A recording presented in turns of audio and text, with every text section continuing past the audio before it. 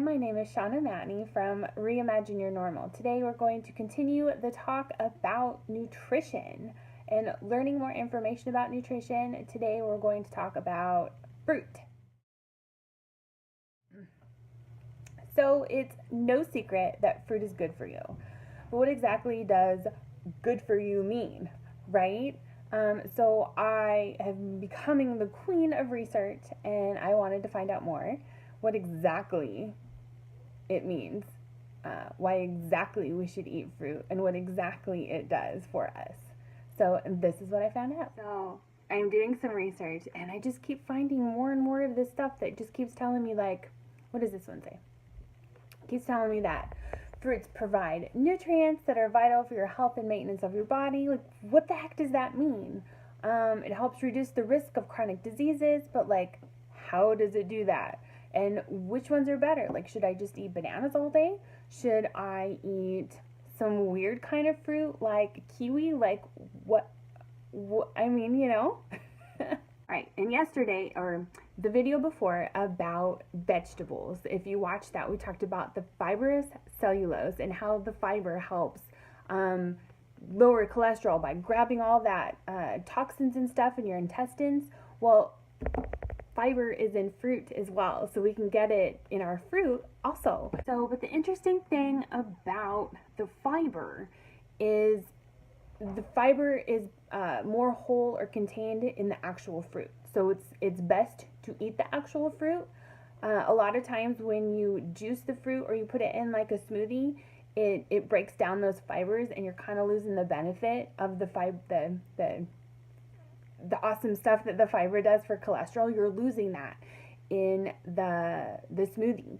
So you're better off eating just the fruit than putting it into a smoothie. So eating fruit can actually help with your sugar addiction.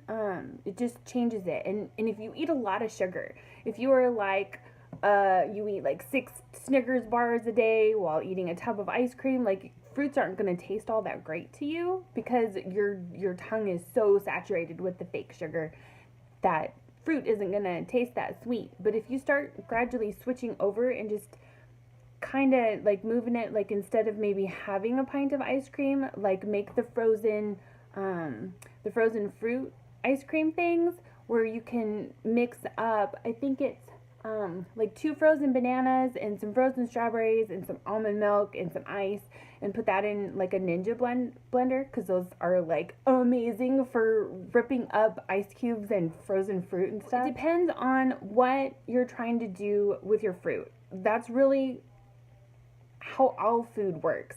It depends on what you're trying to do to what kind of food you want to be eating. So if you are insanely addicted to refined sugar from like candy bars and ice creams and sodas and all that stuff, then regular fruit like bananas and strawberries and apples and all that stuff isn't going to taste all that sweet to you because your tongue is used to that refined sugar.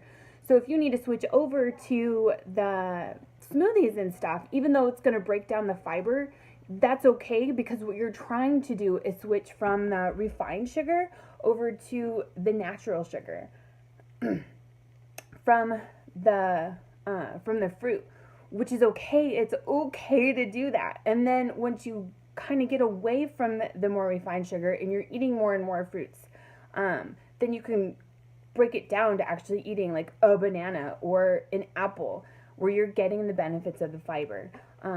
Don't ever be afraid of kind of taking baby steps. That would be a baby step from going from a Snickers bar to an apple, is to have a banana strawberry smoothie or ice cream or something made out of the frozen fruit. A lot of times when we're eating healthy, we get into that clean eating mindset that kind of sticks us with, well, I have to eat perfect all day long, and I have to eat this perfect way.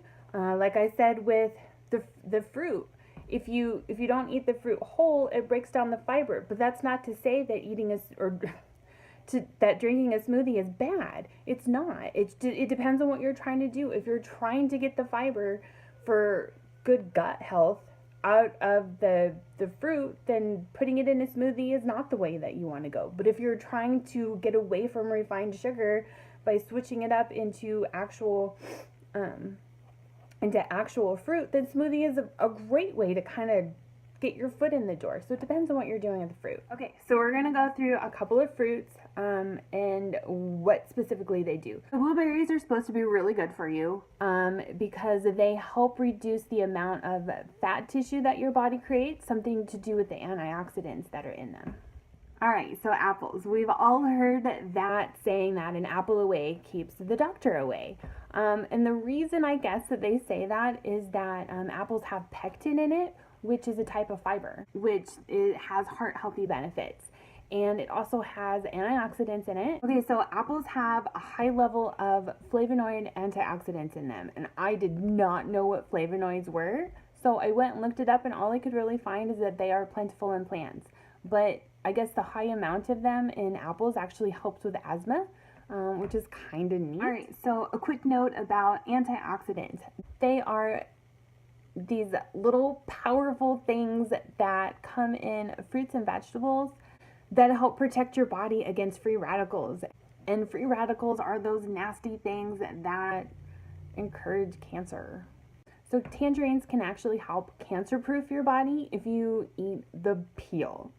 I wouldn't suggest full-on taking a bite out of a tangerine, but if you like zest the outside of it into like a tea or a salad or something, you can reap the benefits of the peel that way without having to full-on take a bite out of the tangerine. Strawberries are cancer fighters too. The thing that I am finding the most fascinating is the amount of fruits that are cancer fighting. Why aren't we eating more fruits? Like that alone should be an amazing reason to be eating fruits. I'm guessing it's because of the antioxidants in it, which I'm guessing are because of the high amounts of the flavonoid antioxidants, which help with those free radicals in the body that cause the cancer in the first place. All right, dried plums. I don't know about you, but plums, I always think of like my grandma or something eating plums and prunes, things like that. So what dried plums do is they increase a hormone in your body, especially in women, that help with bone, which explains why I always see old people eating them, because they are at the most risk for decreased bone. So the article that I'm reading, it's from Everyday Health, and it's saying that researchers say dried plums may have an effect on hormones that prevent bone breakdown due to a dip in estrogen levels, which is so important as us ladies age. So we've got cranberries. Cranberries are great for our smile. So there's a kind of antioxidant in cranberries called procyanothianidins. It halts an active bacteria that causes cavities. So, which also, it's the same thing that helps with your bladder. So if you are having urinary tract infections, that same thing that kind of keeps the crap off your teeth helps with your bladder and keeps that crap out of your bladder. So let's talk about grapes. Green grapes, especially red ones, help with inflammation. So again, they're using those wonderful little antioxidants that's in them to help with that. These antioxidants, like I am stoked to eat some fruit just because of all these amazing things that they do. So the next video we're going to talk about protein, how you get protein either through meat or legumes, I think they're called, like beans and stuff like that, from nut butters, those kinds of things, and why we need protein. Because to be honest, I'm not really sure why we need protein other than the fact that it helps you feel full and gives you some energy. So if you are liking my videos, please like or comment. Absolutely subscribe. I'm not sure which side the subscribe button is on, but if you turn on that little bell, it'll alert you when I post new videos. So until next time, thank you.